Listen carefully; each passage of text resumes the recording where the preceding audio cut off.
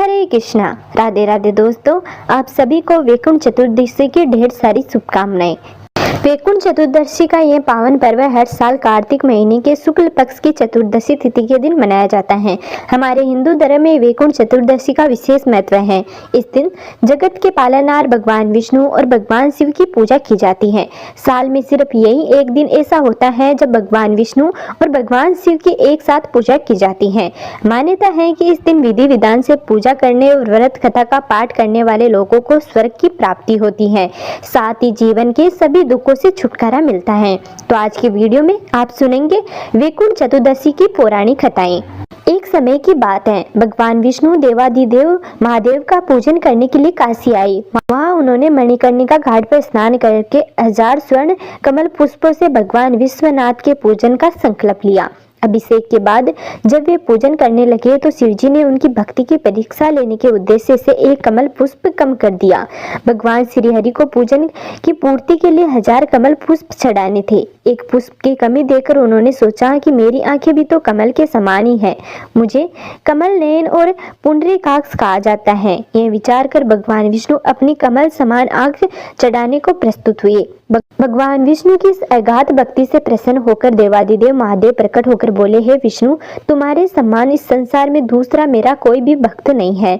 आज की यह कार्तिक शुक्ल चतुर्दशी अब वैकुंठ चतुर्दशी कहलाएगी और इस दिन व्रत पूर्वक जो पहले आपका पूजन करेगा उसे वैकुंठ लोक की प्राप्ति होगी। भगवान शिव ने इसी वैकुंठ चतुर्दशी को सैकड़ों सूर्य की क्रांति के समान वाला सुदर्शन चक्र विष्णु जी को प्रदान किया।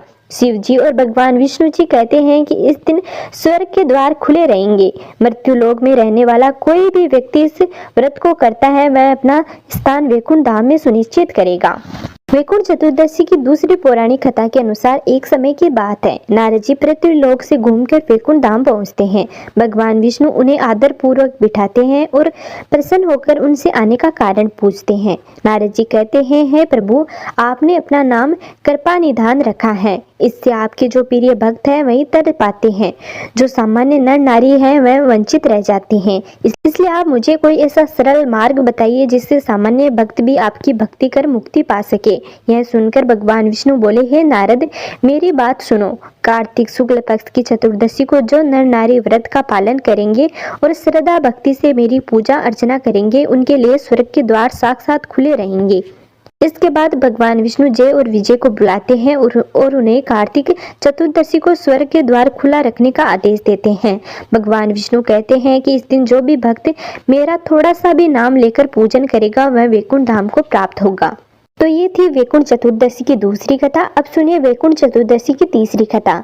धनेश्वर नामक एक ब्राह्मण था जो बुरे काम करता था। उसके ऊपर कई पाप थे। एक दिन वो गोदावरी नदी में स्नान करने के लिए गया। उस दिन वैकुंठ चतुर्दशी थी।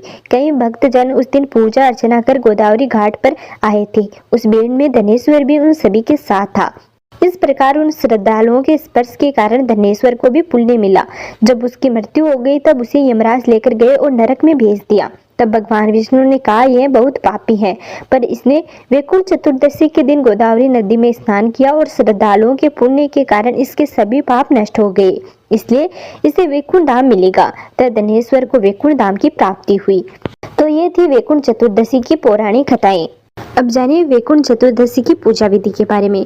वैकुंठ चतुर्दशी के दिन ब्रह्म मुहूर्त में उठकर स्नान करें, फिर साफ सुथरे वस्त्र धारण करें। इसके बाद पूजा स्थान में एक चौकी पर लाल कपड़ा या पीला कपड़ा बिछाएं। फिर भगवान शिव और भगवान विष्णु की मूर्ति या तस्वीर जो भी आपके पास हो उसे स्थापित करें। उसके बाद पूजा के स्थान को गंगा जल से छिड़काव करके शुद्ध करें।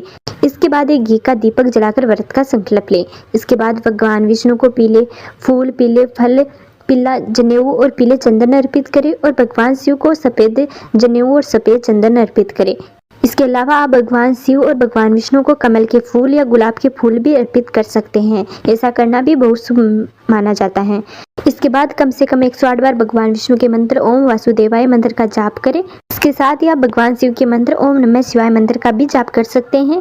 फिर वैकुंठ चतुर्दशी व्रत की कथा का पाठ करें और अंत में दोनों भगवान की आरती करें और भोग लगाकर प्रसाद परिवार के सदस्यों में वितरण करें। इसके बाद भूल चूक के लिए समायासना करें। तो ये था आज का वीडियो। अगर आपको हमारा यह वीडियो पसंद आया है तो प्लीज़ हमारे चैनल को जरूर सब्सक्राइब करें।